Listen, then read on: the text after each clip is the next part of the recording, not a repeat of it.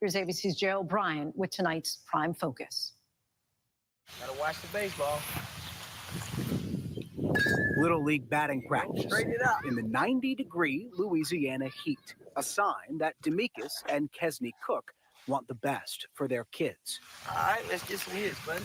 And it's that love that turned to panic not long ago. There's got to be a lot of sleepless nights that come with that. Yes, because you're worried. Sight, sound. All because when he started second grade 2 years ago, Touch. learning to read wasn't clicking for Demekus Jr. It sounded out for me. Explain. It's almost as if we question ourselves, like, is our child the only one going through this? Almost as if it was. But there are millions. That's right. Traveling the country, we learned Demekus and his parents are far from alone. We had spark. Okay, so what was our word? What we found is a story about kids. What does it feel like when you read? Hard. I'll get mad and sad, and I just say I can't do it no more. I can't do it. What does inspiration mean? About the fierce coast-to-coast debate over how to teach them to read. What do you do here? What do you work on here? Reading. Snore. Okay. All right, follow the steps. And about an often overlooked race against time facing every school in the country. Horse. Horse. To help struggling students read before it's too late. The older that a child gets, the harder it is. All right, we're going to try another one. Ready? America has faced troubling reading scores for as long as the government has kept track. Every year since 1992, the Department of Education has found roughly 1/3 of the country's fourth graders read below what's considered the basic level. In 8th grade, that number gets better, but not by much. 1 in every 4 students. In Warrensville Heights, Ohio, just outside Cleveland, You have to love what you're doing. 33-year teaching veteran Carla Pleasant explained to us helping a struggling reader is about intervening early. The younger you get them. So after about, I would say, 2nd or 3rd grade, it gets really tough. Just raise your hand. Does anyone here feel stressed sometimes when they read? These students we met in a summer school class down the hall are nearing the end of that window. They're in 3rd grade and told us what they experience when they read. How does it feel when you come across a word you don't know? You get sad. David here was brave enough to give reading out loud a try. That was one of the words we were learning earlier. That last word right there. Front. Try that one more time. You got it? Frat. So it's raft. Frat. And this was one of those words we were talking about earlier.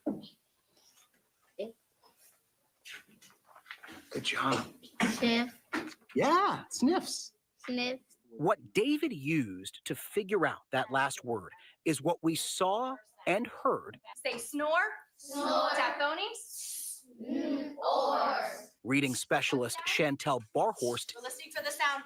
teaching to try to get these students up to speed. Okay, read one more time for me. It's called phonics, the sounds and letters that make up a word.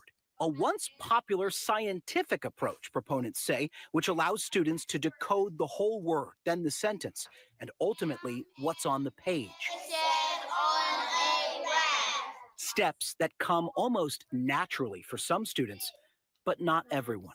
So it's helping them crack the code. So how many phoneme boxes do we need? But not everybody teaches reading the way you do. Does that surprise you? Unfortunately, no. For years, Carla Pleasant says many classrooms in Warrensville Heights didn't teach reading that way either. Their solution to reach struggling readers was a teaching style called balanced literacy, which is still popular in many schools across the country.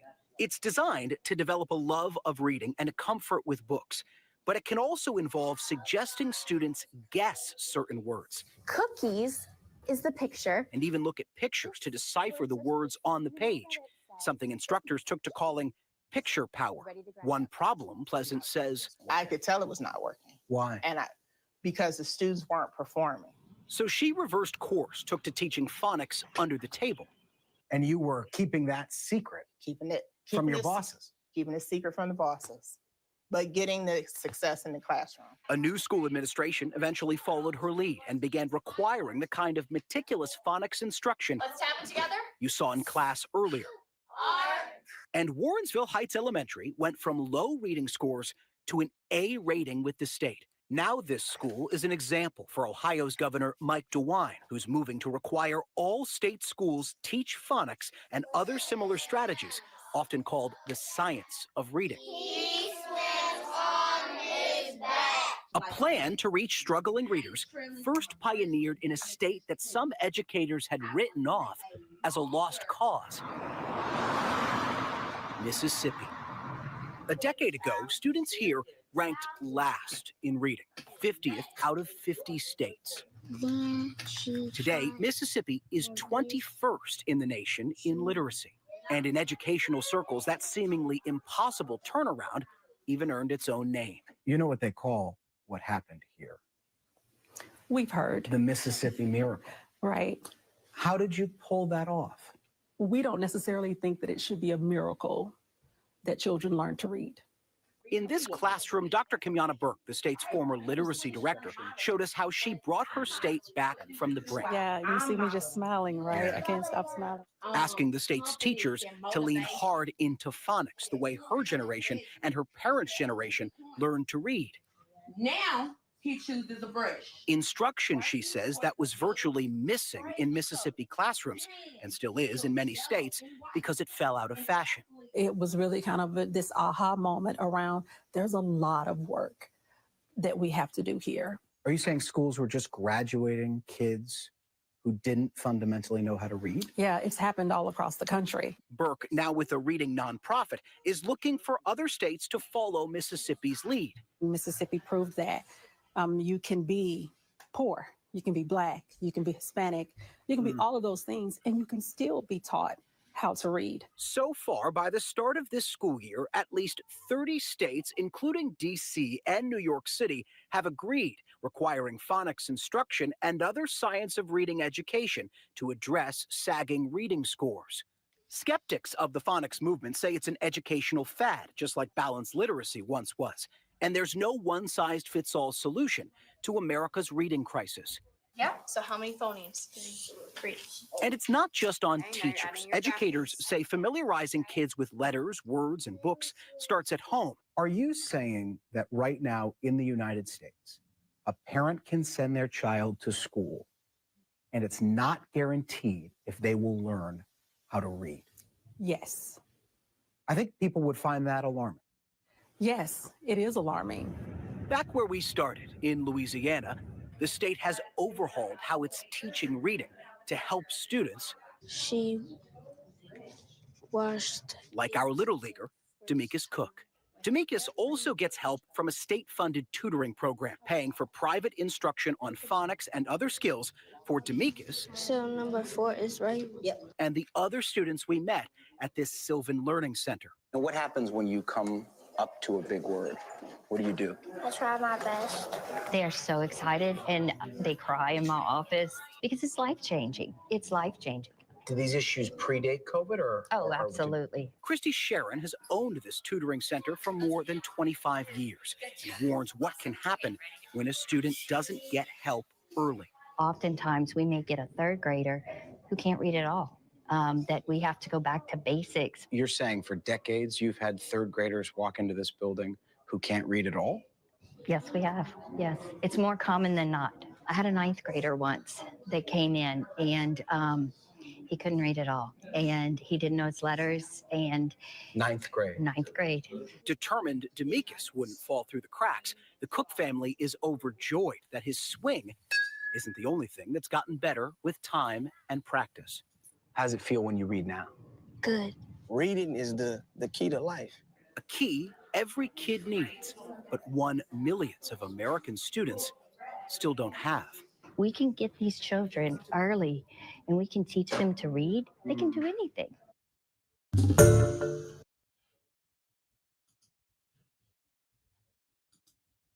Good morning. This is Morning Sky. I'm your host, Sky. What you just saw in that video clip was from 2 years ago, approximately.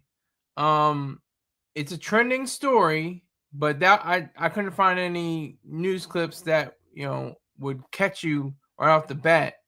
Other than that one, I thought it was worth watching. And amongst the top stories about Gaza and Palestine and Israel and all the different going ons in the world, there's a little sliver on Google News that says, in reading, the nation's students are still stuck in pandemic slump. So what they're trying to suggest is that now, students are still, struggling to read. And that really gets at me because my dad taught me to read when I was 4 years old. I knew how to read going to school. I went to kindergarten knowing how to read. When I got to first grade, I'll never remember. I swear to God. I'll never forget. One kid, he was struggling with the word mountain. And I was just like, it's mountain. Like it was like a light bulb flashed on in his mind. Like he understood what I was saying. Like the way I said it to him, it's just clearly it's mountain. And he just like looked at me like, wow, okay, I can do this. And so that just sticks with me. I will never forget that. I will always remember that. That stays with me. As a writer, I love readers because they're the ones that pay, for, the writing I do. So I was noticing certain data that 16 million people in this country are illiterate. That's creepy to me. That's scary in 2025. And the children, of course, math. That's not my strong suit at all. I failed math. I failed every marking period in 7th grade. I had an F every marking period, every single one. I had to go to remedial class in 8th grade. And it's kind of like wrestling, You're going against an opponent, but your opponent, there's a sense of there's an honor system, there's rules, there's regulations, and you can't just do whatever you want. That's math to me. I never said, oh, math sucks, this is stupid, we're not going to use this when we get to be adults, we're not going to. I never said that. I always said that math is a challenge and something that's difficult to me, something that I can't really grasp. But I never looked down on it. I never, I said against mathematics itself as a discipline, as a academic study. It always occurred to me that reading just came naturally, and it's like I wish I wasn't a writer. I wish I was just a reader. Like my stepmom is a reader. She doesn't write. She's not writing novels. I've written 9 unpublished novels. I've written thousands of short stories, poems, and journalistic entries in my career. And it's like it's for the reader, and it's for the writers too, because it's across a writing platform. But that's another thing they don't really talk about too much. They don't say how are kids doing in writing. They say reading, but I guess you need to know how to read to write. But that was my downfall all the time. I was always like, why do I need to read? I can write. I don't need to read. Like I just had that mentality all like throughout my high school years. And even beyond, like some days I'm still like, I don't need to read that. But I know I do need to read that. You should read it. It's like it's not just eating your vegetables either. It's eating ice cream. It's eating cake and pies and all the sweet stuff. That's what reading can be. It's not just a humdrum. I got to get through this chapter just to get to this test and then or this quiz and keep going on from there. But the pandemic really did a number on the kids, and it really sent them into a spiral in a sense. But a lot of the things that are good that have come out of the pandemic and pieces and parts that have already been established, like phonics. Phonics is probably, I'm not going to say probably, it is the only, I'm going to state, it's the only way to learn properly. I'll say learn properly. It's not the only way to learn, but it's the only way to learn properly. If you use phonics, You spell out a word. You break it down by its, what she say, phenomes. I'm not even familiar with the word phenomes, and they're in first grade using the word phenomes. But you break down the word bit by bit, and you learn how to say the ho ho horse, and you're able to sound it out. Then you can build phrases. The horse ran. You can build entire sentences. The horse ran to the barn, and break down each part of that. The barn. Like, that's amazing to me. That's phonics. Phonics is what it is. I remember, this goes back to my millennials and my X generation people. I don't remember if you remember this. Hooked on Phonics worked for me. I remember those commercials. They had the VHS tapes. For anybody that doesn't know what that is, there's these plastic cartridges that you put into what is called a VCR, a video. I don't know what VCR stands for. Hold on, let me make sure I know what VCR stands for. Video cassette recorder. So you put the video set recorder, the VHS tape, and what does VHS stand for? VHS meaning video home system. So the VHS into the VCR, along with those different videos, you'll be able to pick up on what is going on in the world of reading. And it's such a phenomenal way. I don't remember being taught phonics, but I still was able to go ahead because, like I said, I learned how to read when I was 4 years old. My dad taught me how to read. So I can't really speak on it too much. Salute to Dot Focus. Let me get his banner on the screen right now. Visit Dot Focus _ on his YouTube channel and subscribe, like and comment. If you enjoy Call of Duty and other first-person shooters, you will not be disappointed. Tell him that Silly Sky sent you. Salute to you, sir. Good morning. He says, I was in the barbershop 2 years ago, and they were all saying how their kids can't read clocks. That's the scary thing, too. I remember I couldn't read a clock. And my stepmom was like, what do you mean you can't read a clock? all I was doing was looking at the VCR. It was in blue typeface, and it just read, whatever time it was. And I was like, what do I need to do? Read a clock. Well, nobody's looking at that. Dot Focus is saying I'm not going to repeat, but he's sharing a sentiment that I think are too. It's just a sad situation in America right now, because that's the reason why, so many things are happening in the world. A lot of things, it starts off young. Like you don't have active shooters on campus when you're 4 years old.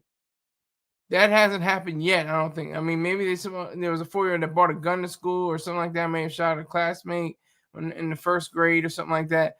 But there's no active shooter with a high powered rifle. I know you noticed that too, right, Dot Focus? I was like, she got a ring on her finger. He says, "Nice snow bunny." I was like, that's right, but she got a ring on her finger, so I was like, nah, I ain't gonna try to push up on her, trying to find out her email. Go down to Louisiana and see what's going on with her. She's got a ring on her finger. I was like, all right, let me fall back. I was going to do it. But anyway, but it all comes down to like the scary trend. It's a scary thing. It frightens me because there's a world of words and sentences and the syntax that you create sentences and the way that you express yourself through the written word and the way you receive that through reading. I mean, that is the whole point, And then, of course, there's practical applications like driving. If you don't know you can just tell by a lot of the signs, by their shape and color, what they mean. But you don't know all the time what do not enter means. You just remember that, okay, the red circle with the white in the middle, okay, do not enter.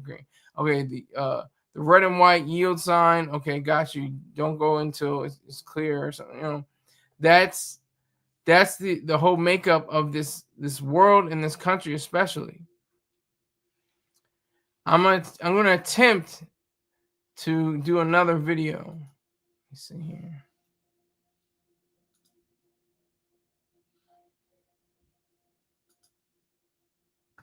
Everywhere you look, you... Hold on.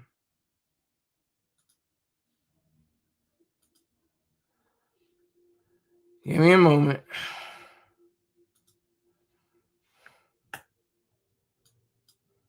Everywhere you look, you will see the headlines. Kids these days don't know how to read. Literacy is on the decline, kids don't read for pleasure anymore, and some want to say that we are living through a literacy crisis. You'll even see some claim that 40% of American kids can't read. That's not true, by the way, and we're going to talk about that later in this video. Are we living through a literacy crisis, or is this just a long-standing failure dressed up as something new? If you want to understand the American literacy crisis, you need to know 3 numbers. First up, 40%. That's the percentage of American 4th graders who cannot read at what's called a basic level. Every few years, students around the country take a test called the National Assessment of Educational Progress, or the NAEP. This is also sometimes called the nation's report card, and it allows us to track educational progress throughout the country. Reading scores have remained relatively stable since 1992 until 2019, when they started to decline. Sometimes that's reported as saying that 40% of students can't read, but that's not what those statistics mean. So now 40% of 4th graders can't read at what's considered a basic level, and only 31% can read at what's considered a proficient level. The NAEP also defines those terms, and just because a kid can't read at basic level doesn't mean that they can't read. But the literacy crisis doesn't stop at elementary schools, and that brings us to our second number, 28%. That's the share of US adults that are at the lowest level of literacy. In the last decade, that number has increased by 9 points. This doesn't mean that those adults can't read, but it does mean that they are what's called functionally illiterate. This means that they lack literacy skills which would allow them to navigate the world and go about their day-to-day task. And our final number is 21. That's Mississippi's ranking in 4th grade literacy as of 2022. In 2013, Mississippi was ranked 49th. They were basically at the bottom of the country's rankings, and now they are well above the middle. And that's because they saw the problem and they actually tried to solve it. So at the end of this video, we're going to talk about what Mississippi has done right. But first, we're going to take a slightly closer look at that NAEP data. Literacy scores have been declining since 2019. This might not be that surprising because something rather big happened in 2020, which caused a lot of school closures, and we've generally seen learning loss across the board. Absenteeism is also up post-COVID, which does complicate actually teaching kids how to read. One group of student hasn't seen a decline in their test scores, though. These are students who are already in the 90th percentile.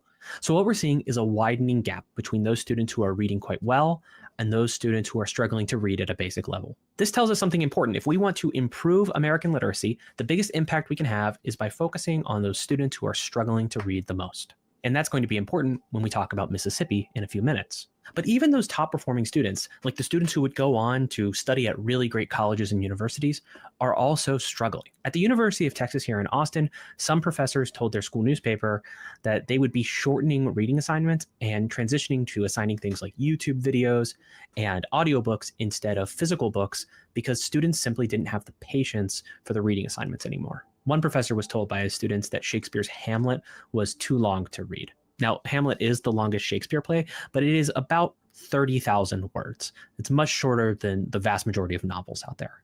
These professors cited things like the rise of video content, but also phone usage as leading to a decline in their students' reading abilities. But they've decided that they have to give in and change with the times so that they can meet their students where they are. That same professor who was told that Hamlet was too long, he used to teach 10 plays per semester. He's now teaching 6 in his classes.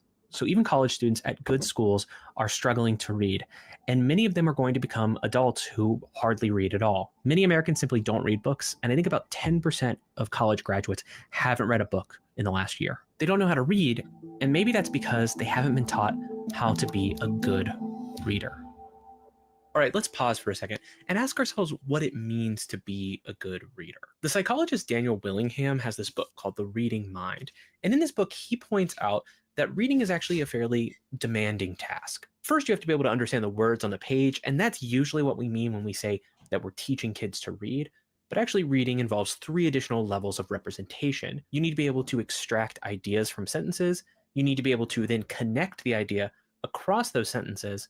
and then you integrate this within a model in your mind that answers the question of what the text is about. And Willingham notes that many readers fail at the second level. They're not able to point out obvious contradictions in a paragraph that they read. If you're not reading at a level where you could even catch obvious contradictions, then you're going to struggle when you're reading sets of instructions or complicated forms. And really that contributes to what we called functional illiteracy before. That's that illiteracy that makes it difficult for you to navigate your day-to-day life. Being able to connect ideas is actually a skill that you have to develop.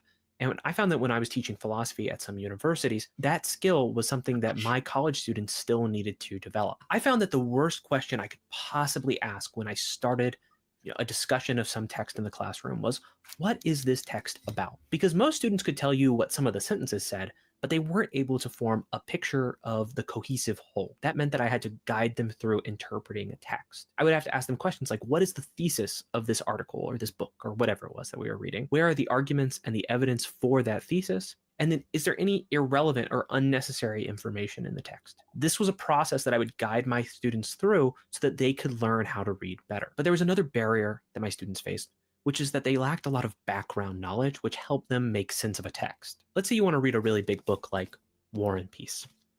Well, War and Peace is a historical novel. It is set in a particular time and place. You don't need to know all of the historical details in order to make sense of War and Peace, but having some idea of European history and maybe France's connection to Russia, knowing who people like Napoleon or Louis XVI are, these are things that would be useful for you as you're reading. It would make reading War and Peace a less demanding task. And I found that a lot of my students lacked historical knowledge or just general world knowledge, which would make reading books easier. I think part of this has to do with the fact that at some point we started to emphasize critical thinking over memorization of facts. You can find this a lot in popular discussions of pedagogy. The idea is that you should teach students how to think rather than what to think. And there's some truth to that. But I think there's a crucial error that's being made there, which is that actually learning about the world and learning facts about the world goes hand in hand with learning how to think critically, because it allows you to build a mental model of the world and you can see where new facts might fit in or where they actually contradict things that you should already know. Critical thinking and memorization might actually go hand in hand, and they help us to produce better readers. Now, some experts do not want to call this a crisis. One researcher from Harvard University described American reading education as a very stable level of mediocrity. We've never done a great job, and things have been getting a little bit worse, but this isn't new, and it's certainly not unprecedented. And there is a lot of fear-mongering about this. Let me tell you about the National Literacy Institute. If you've seen those headlines I mentioned about American literacy, there's a chance that you've seen statistics from this website.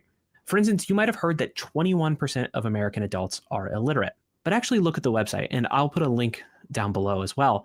There's no explanation for that number, about 21% of American adults being illiterate. No definition is also given of what they mean by illiterate. And the numbers you find on this website are painting a much worse picture than the numbers that you find elsewhere. I actually emailed the National Literacy Institute to ask them where they got these numbers and if they could explain some of them to me, but I did not hear back. And if that changes between the time of recording and the time of posting, I will issue a correction. I'd be happy to do it. But some fact checkers reached out to the NLI in 2024, and they also never heard back. Those fact checkers concluded that the NLI was using an overly expansive definition of illiterate. They were also misdescribing the data that they were citing, and they were misleadingly describing their data as new, when in fact, this data does not come out on an annual basis. National Literacy Institute is just another name for the National Literacy Professional Development Consortium. That's a private company that sells professional development courses for teachers. There's nothing wrong with that. I mean, teachers often need more professional development as they further their careers. But the fact that they call themselves the National Literacy Institute sometimes makes it seem like they're a research center, and it gives a lot of authority to the things that they put on their website. And I've noticed that people will cite this website uncritically. I've even seen other YouTubers cite this when they talk about American literacy. I don't think those YouTubers were trying to mislead you. I think that they had the best intentions, but I think they got fooled. But seriously, look at the website again. There's no sources. There's no research methods. There's nothing like that. It's just bullet points and numbers. Where did the numbers come from? Well, the website doesn't tell you. I think anyone honestly looking at this data would say that there is a real problem with literacy in America. But we have to be able to say that there's a problem without engaging in fear-mongering or simply lying about it. Fear-mongering might even give you the impression that this is a problem that can't be solved. And that's not true. Like I mentioned before, some states have started to find solutions, like Mississippi. Between 2013 and 2022, Mississippi students dramatically improved their reading scores. This was a period where most states saw a decline. This was such a dramatic improvement that some commentators started calling this the Mississippi miracle. But it's not a miracle, it's just good policy. Because one researcher from the University of Toronto found that this improvement was linked to the Literacy-Based Promotion Act, or the LBPA. The Mississippi legislature passed the LBPA in 2013, and that bill did a couple of things. It expanded access to full-day pre-K programs. It focused education on phonics and the science of reading, so it actually changed how we were teaching students how to read. It invested in professional development for teachers because they would need more training. It identified struggling readers and then targeted them for specific interventions. So if a student was falling behind, they got additional help when it came to reading. And finally, some struggling third graders were held back for a year so that they would have more time to build their reading skills. The simple description, though, is that the LBPA took literacy seriously. It gave teachers the training they needed, it focused on struggling readers, and it gave kids time to learn how to read properly. So the LBPA had a very strong impact on those students at the bottom. It helped bring a lot of students from that below basic category to basic, and also students from basic to proficient. It had almost no impact on students who were already proficient, maybe moving them to the advanced category. But that's to be expected given the kind of interventions that were in the bill. What Mississippi demonstrated is that the decline in American literacy isn't inevitable. We can solve this problem, and it actually only cost Mississippi $15 million.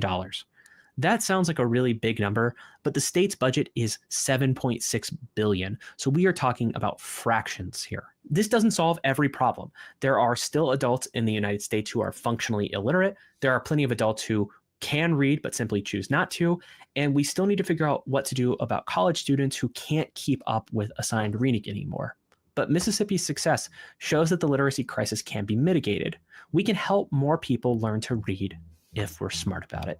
Before we go, let me ask you one question. Are you looking for a way to learn more and to stop mindlessly scrolling? Or do you want to have a healthier relationship with your phone and to use your screen time wisely? Well, if that's the case, then you should check out Imprint.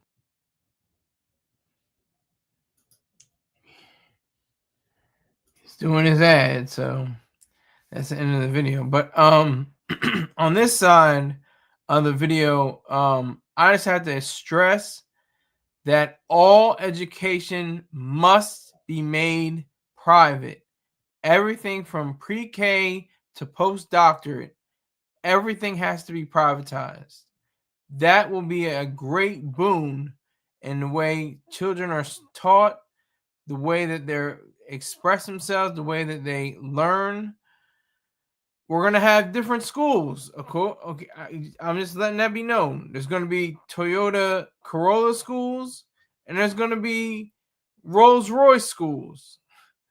That's just going to be a fact of reality. Not every child's going to be able to attend the Rolls-Royce schools, maybe on a scholarship or something like that. But otherwise, it's going to be a lot of Toyota Corollas and Subarus and Fords and mass production kind of schooling. But it'll be all privatized, and that's the key. Not just because it will help the students, which is vital and a highly significant factor, but because it is proper as related to governance. The government's sole role is to protect individual rights. It's a gun. The government, you can look at it as a gun. It is not a nanny.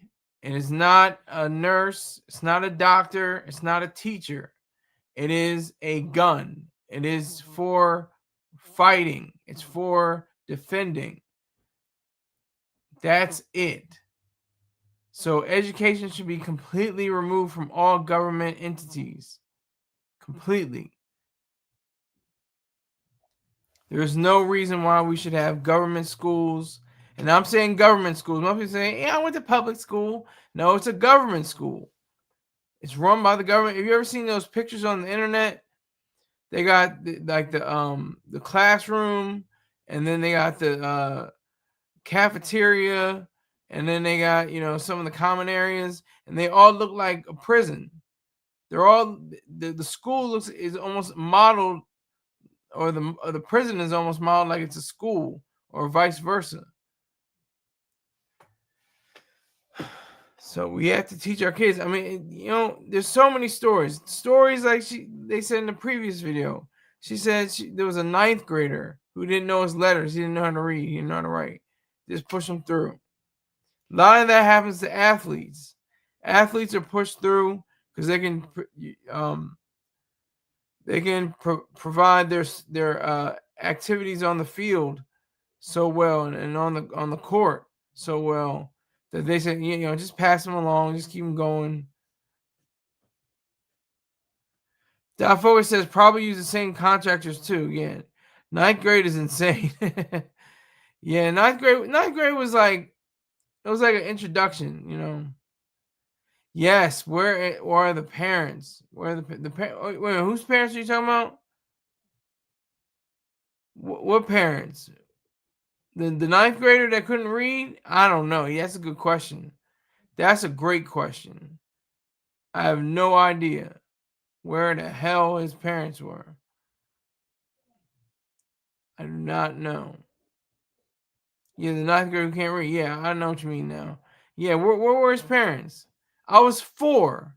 I'm not even like, if I was to brag, it's like to brag, but I'm not even trying to flex, you know, or look down upon people that learn to read when they're 6 or 7, because it's not like a race. It's just a fact of life. You know, you some people get it, and the 6 and 7-year-olds might have passed me. They probably got straight A's when they went to high school or college. I floundered. I got C's and D's. I was a solid C student my whole high school career. That focus says, like, literally people like that should not have kids. That's so sad. Why wouldn't it go that far? People should still have kids, but they should just be able to nurture and nourish them, you know, physically, mentally, spiritually, academically, a lot of leads. They should be able to be the ones, you know, if it's a mother and father, to illustrate what life is going to be about. Because it's creepy. I'm looking at the screen right now, and I'm looking at the word trending. I'm just like, well, what does that mean? What is that trending? It's like, it's occurring now. It's happening. You know, I'm looking at the banner, and I'm thinking about all the words. I understand every word is in it. Some people can't get that. Some people, it doesn't. It gets crazy. Dafoe says, I was a DC student, never did my work or went to class. I was in class every day, and I still didn't understand what the hell was going on. I never skipped school. There was never a day that I skipped school. I never did it. I don't know if that's a admittance, but you know, it's what the truth is. I never skipped school. I was barely afloat. I was trying to swim. Some people were doing the backstroke, the breaststroke. Got smiles on their faces. Yeah, just going through the water. I'm sitting there gasping and trying to stay afloat, wave my arms and wave my, you know, flail my legs. Dafoe is saying, I'm chilling in my house right now, rolling this gas. That's what you ought to do. You earned it. You earned the right to do that, sir. That's what you're supposed to do. Smoke a pack for me. What I'm saying is there's no excuse. Yes, that is true. There is no excuse for a 9th grader to be in a position where they don't know their numbers or their letters or how to read or the context of reading.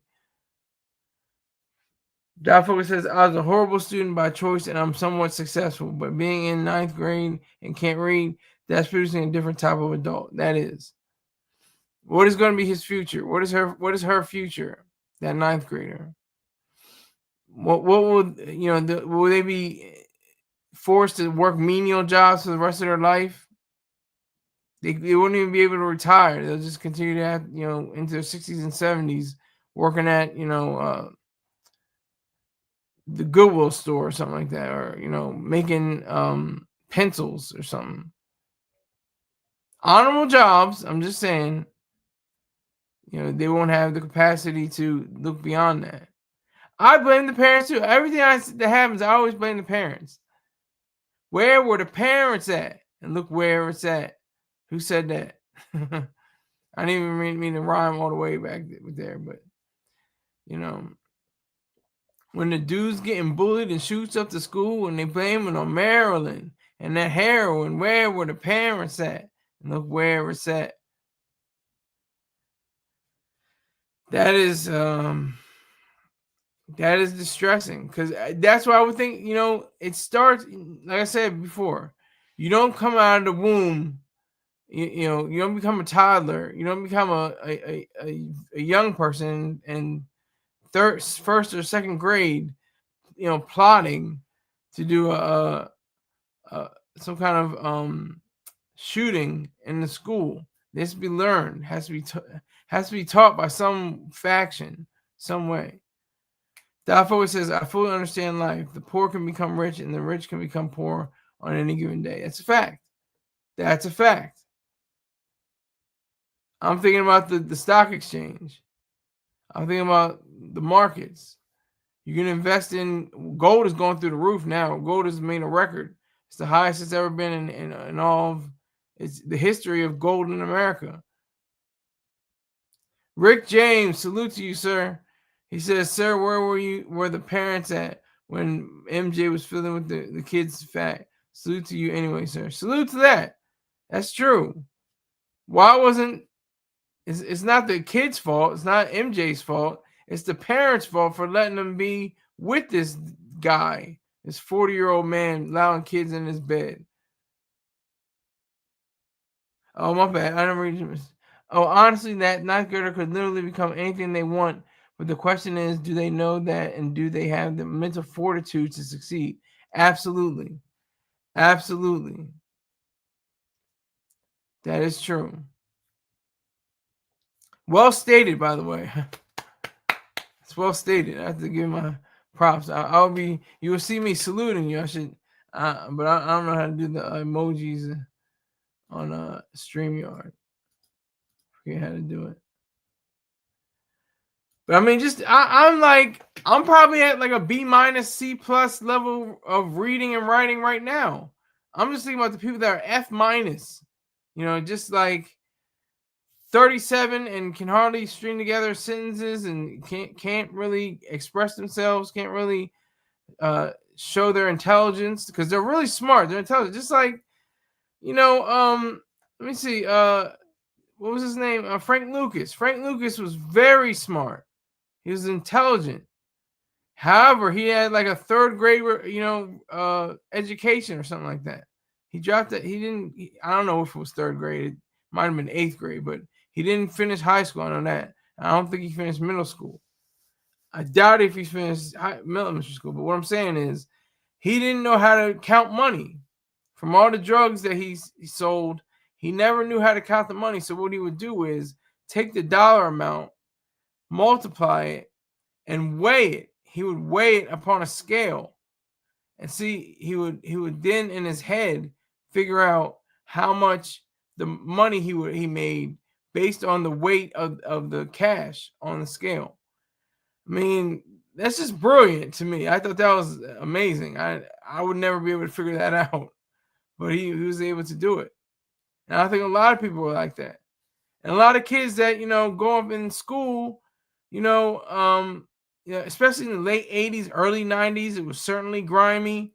You know, the mid 80s even, you know, and to the mid 90s especially, somewhere around there. But you made $26,000. Okay, your teacher makes $26,000 a year. You made $26,000 in 3 weeks.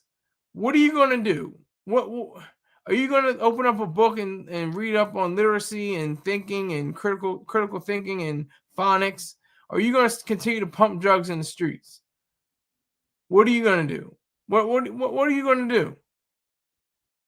I mean, that's just an obvious thing. It's sad because the alternative is either dead or in jail.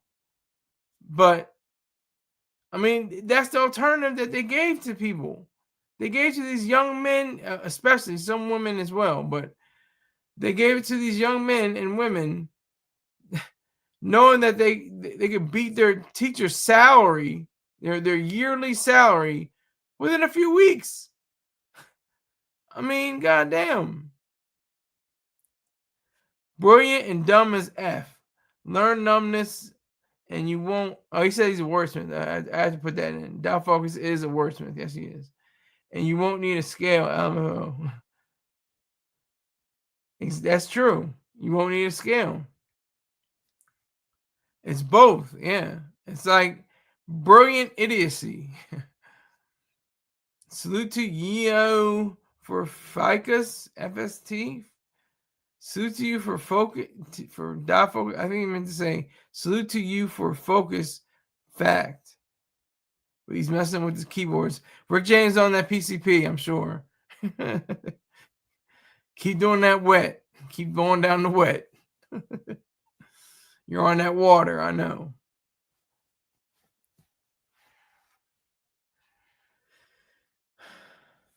These stories kind of rile me up, though. I get kind of pissed off because it baffles me. It baffles me. Millions of people, millions, not like, okay, 10,000, 100,000 maybe are illiterate or functionally illiterate, as the man said in the video. He said over 10 million. Over 10 million. What I saw was 16 million in one of the reports. 16 million people don't read for pleasure. I read for pleasure and for work at the same time. I'm trying to see, man, can I strengthen my sentences as well as this author has done?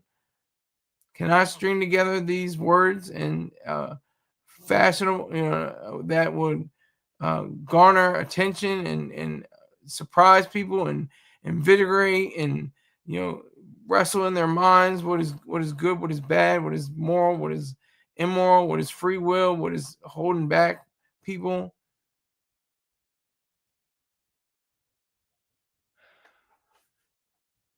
It just wrenches. It's wrenching. Very difficult to even comprehend. Really.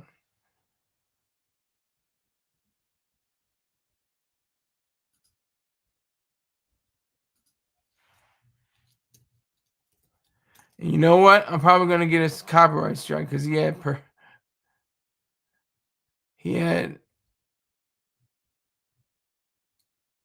oh, see, yeah. I'm probably going to get a copyright strike. But that's okay, too. Copyright warning, I should say. I would say strike. But let me see. Here we go. 36 million. This is from, what is this? 6 years ago. Adults often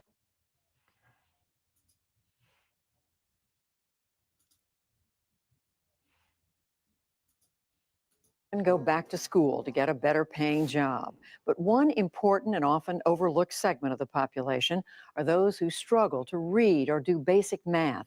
They can't read a street sign, a pay stub, or a menu. Every year, thousands of these individuals overcome shame and fear and go back to school. But inadequate funding and long waiting lists have made their struggles even harder. Maine is one of the few states where the governor has proposed increasing funding for adult education. Special correspondent Kavitha Cardoza of our partner Education Week reports on those efforts. It's part of our regular segment, Making the Grade. The two-digit numbers from Carol Palmer is 63. She graduated high school years ago, even though she couldn't read or write. I always read backwards, and I ended up going to special ed class because I couldn't do the work and I didn't get no help to do it. Palmer developed several coping skills to hide the fact she couldn't read. If I went to the grocery store and I couldn't know how to spell peas, I'd find the picture, and then I know it was that. Gail Sinise heads adult education in Maine. She says a lot of people hide the fact they can't read. They're so ashamed. And we've had students who didn't even want to tell a spouse for years that they were kind of faking it. Oh, I don't like to read. I'd rather watch television, or you pay the bills. It's just easier that way. It's isolating because you don't want your secret to be found out. Palmer's at the 3rd grade level now and dreams of being able to read books to her grandchildren. She's not alone. Spruce Mountain adult education has grown almost 200% in the last 3 years. Robin Raymond runs this program. She says the increased demand for classes is because local paper mills went to automation or moved jobs overseas. Also, there's less demand for paper. So positions that paid well, even if you didn't have a high school diploma, vanished. A month after I started, Verso Paper laid off 300 workers from their mill. About a year later, they ended up laying off another 200 workers. Mill closings caused a ripple effect throughout this region. It does tend to look like a ghost town. Here's the site of the Otis Mill, which has been gutted and it's run down, so it's a scrapyard. The need for adult education isn't just concentrated in Maine, where manufacturing was the backbone of the middle class. Hundreds of adult education centers across the country help with everything from high school completion to resume writing to job training. But an area that's often overlooked is basic reading and math. 36 million adults in the U.S. lack the basic literacy skills that they need. Sharon Bonney heads the Coalition on Adult Basic Education, a national nonprofit. These are folks at the lowest literacy levels. They can't find a job, or if they find a job, it's at entry level, minimum wage jobs. She says of the 36 million, adult education programs across the country only serve 1.5 million because of funding. Federal dollars have not kept up with inflation. Historically, funding has actually been about half of what it was just 15 years ago. So we're only able to serve a percentage of what we were 15 years ago. State and local funding has also seen cuts. Bonnie says some people don't realize how big a need there is. Others feel adults have already had a chance at an education. A Trump administration proposal for next year has called for an almost 25% cut to state adult education programs. Advocates say that would be devastating. Some states already have long waiting lists, some have cut back classes, and others have had to increase student fees. Many adult learners have an added challenge. They need to learn to speak English. So these are our graduates from last year. Anita St. Onge is the director of Portland Adult Education, which serves 2,000 students, mostly immigrants. Some were doctors and lawyers in their home countries. Others never got a chance to go to school. St. Onge says they offer classes from 8 in the morning to 8 at night. Some of our classes have 30 in a classroom, so they're quite full. Our students have lives, they have children, they have families, they have jobs. Sometimes they have 2 and 3 jobs. I have a fever. This beginning English class allows students to practice speaking. I remember the challenge was every day we have to learn one word. 27-year-old Davine Mushia is from the Democratic Republic of the Congo. When I came here, all I knew to say was, hi, good morning. And even when you go out and people try to talk to you, you cannot answer them because you don't understand what they say to you. That was really hard. She starts work in a factory at 4 in the morning so she can come to classes at night. She's slowly getting more fluent. When you learn English outside, you don't know vocabulary, you don't know how to use correctly the word. So coming here was really helpful for me. When my English get better, I get promotion. Yeah, it's really great. He has a backache. St. Onge says her students say they want to feel more integrated into the fabric of social life. Once you learn English, you can participate in a much more meaningful way. You can participate in community meetings and neighborhood associations. The people who came to Portland Adult Ed 10, 15 years ago are some of the pillars in our community. Advocates also say giving adults a second chance at an education makes economic sense. Better jobs, more taxes, less reliance on social services. Adults who are poorly educated are also less likely to be involved in their child's education and less likely to volunteer or vote, all of which have implications for the entire country. Lisa Crawford can trace her family back 5 generations in Maine. She's 45 and struggled through school before dropping out. She couldn't fill out forms, couldn't read road signs, couldn't help her kids with schoolwork. I felt really upset and just kind of stuck in the box of not having that education that I wanted. felt worthless. 3 years ago, she enrolled in adult education classes and received her high school diploma. Now she's a school custodian, a job she wouldn't have qualified for in the past because she needs to be able to read and write every day. You gotta know everything that's labeled because of, some chemicals can be really harmful. Some you can't mix together. Crawford orders cleaning supplies, reads machinery manuals, and fills out accident reports. She says her life now is a dream come true, a stable job with benefits. If I didn't have that, I wouldn't have my smile today, and it always smiling. And I can't stop, even if I cry. My life back then, I was an ostrich in the ground. And my life now, I am bloom and bloomin'. For the PBS NewsHour and Education Week, I'm Kavitha Cardoza in Portland, Maine. That's where these people are headed.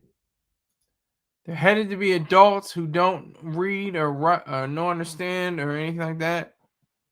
I mean, this is what we're trying to prevent. We don't want them to be adults not knowing how to read. We want them to be children who are constantly yearning to learn, who want to see a better day by way of using their brain, using their minds, continuing on a glorious path. And I'm not just saying education, because like Mark Twain once said, I never let, or wait a minute, I don't think Mark Twain said this. There's another person who said this, but there's a famous quote I'll say. I never let my education get in the way of my schooling. That's been attributed to Mark Twain, but I don't think he said it. But let me just clear that up. But yeah, there's too many stories, too many success stories of people who never finished college, never finished high school, some who never finish elementary school, who helped build this country, who helped create it. They may have learned on their own. That's another amazing thing. When you can, school is great, and I'm not knocking school. I'm not going to knock, education in that regard. But some people taught themselves how to read. That's really special. I was not self-taught. I mean, it was a process, but it was not a self-taught one. It wasn't it wasn't didactic. Yeah, didactic is when you teach yourself. But I just wanted to make that transition from video to video to video to show you how one can progress and one can regress if you allow yourself to do that. And it's like I said, when I'm looking at this woman, she's in her 60s. She graduated from high school. She still didn't know how to read. That's creepy to me. That's scary and it's sad. It's extremely sad that she didn't have the ability to read Faulkner and Shakespeare and Ellison and Morrison and Shakespeare. And did I say Shakespeare already? I might have said it twice. But Bierce and so many others. Poe, Twain, Wordsworth, Coleridge, Frost. I'm just dropping names now. You can stop me whenever you want me to. But that is the reality. And for these kids, it's a sad shame that they're in a slump from the pandemic. Hopefully they'll be able to revive themselves from that slump, and they'll be able to champion the ideals of studious actions, always studying, always learning, always going forth. Because you got people it's like such a weird range. You got people who can't learn anything and just have no reading skills. And then you have somebody out in space tethered to a rocket ship or untethered doing a spacewalk, who has very erudite, arcane information stored in their brains and can definitely read. Same, she didn't get to read Morrison, sir. Love the Doors. Not different Morrison, sir. Toni Morrison, to be exact. Not Jim Morrison. but nice try. All right, I'd like to thank you, Sir Rick James, and Dot Focus for riding with me. This was not a huge breaking story, but was a trending story nonetheless. And I hope that you received it well.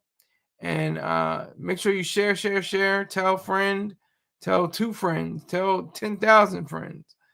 And I will report back to this post tomorrow morning, sometime early.